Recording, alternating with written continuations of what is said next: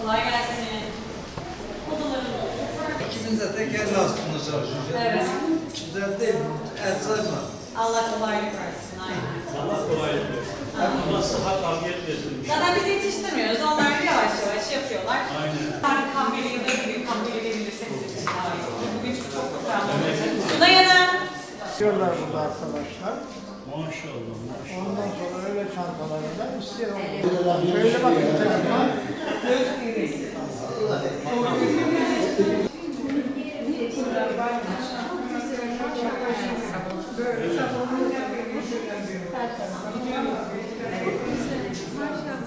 İnşallah.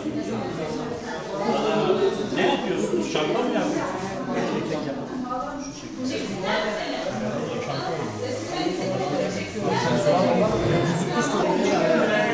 Ne yapıyorsunuz? Çapta mı yapıyorsunuz?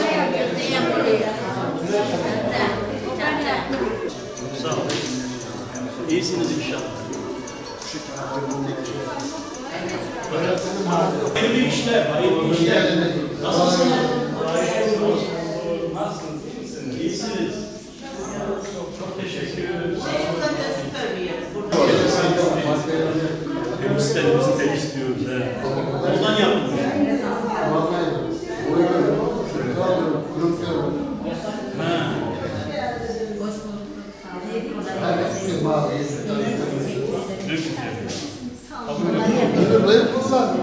Aynen dediğim.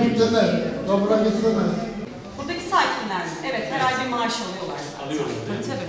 Bunlara da küçük bir mağazamız var çıkışta. Onları da satıyoruz.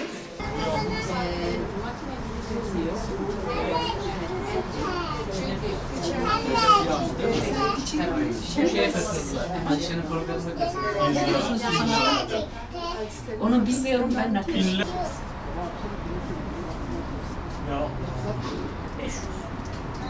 Zaten aynı değil, aynı değil. Hiçbir ürünümüz aynı değil çünkü devamı yok. Kasım gibi herhalde şey yapacaklar, alımlar başlayacak. Aha, hava. Bir ömür. Böyle geçer. Sağlam. Burası neresi? Eniştemden. Niye asıl? Evet, bugün Dünya Yaşlılar Günü. Bu münasebetle meşgul olan yaşlılarımızı ziyaret ettik, selam verdik, gönüllerini almaya çalıştık, onları sevindirmeye çalıştık. Yaşlılarımız gerçekten önemli değerlerimiz. Biz öyle bir medeniyetin insanlarıyız ki yaşlarına hürmet eden, küçüklerine merhamet eden insanlarız. Yaşlarımıza hizmet gerçekten bizim yaşamımıza bereket katar. Biz o inançla hareket ediyoruz. Tabii ki bu yaşlarımızı sadece bir gün hatırlamıyoruz. Sadece onları bir gün ziyaret etmiyoruz. Sürekli bizim gündemimizdeler. Ziyaret ediyoruz, konuşuyoruz. Onların dertleriyle derttaş olmaya çalışıyoruz. Biz aslında onlara ihtiyarlarımız diyoruz. Yani seçkinlerimiz. Çünkü gerçekten yaşlarımızdan edindiğimiz tecrübelerle ileriye doğru adım atmaya çalışıyoruz.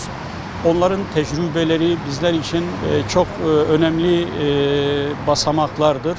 Biz onlardan istifade ederek aslında yolumuzu belirliyoruz diye söylesek abartmış olmayız. Çünkü köklerimizden kopmadan, bu yaşlarımızın yaşadıkları tecrübelerden uzaklaşmadan belki günümüzü ve ileriyi tesis edebileceğiz, bina edebileceğiz. O anlayışla hareket ediyoruz. Onun için bizim yaşlarımıza kıymet vermemiz, ihtiyarlarımıza yani seçkinlerimize hürmet etmemiz gerekir.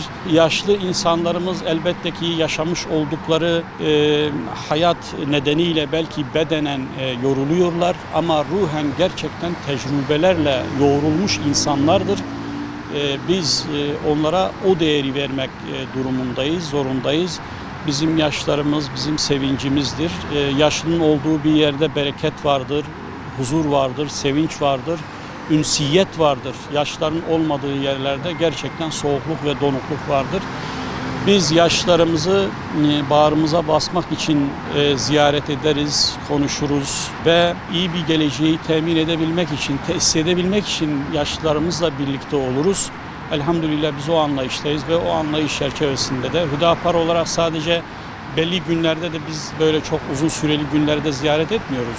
Çok daha sıklıkla hem burayı ziyaret ediyoruz hem diğer manada başka yaşlarımızı ziyaret ederek onların tavsiyelerini, nasihatlerini hep alıyoruz. Bugün de buraya geldik.